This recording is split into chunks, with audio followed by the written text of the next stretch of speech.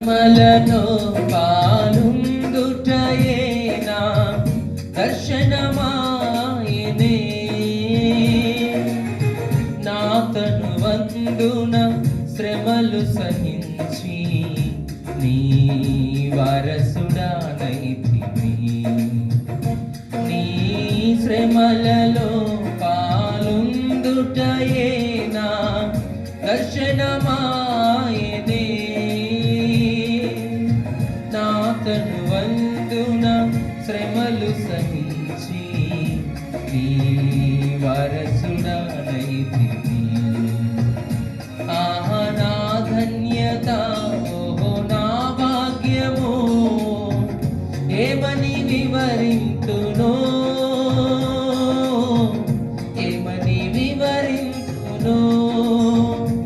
ఆహా నా ధన్యత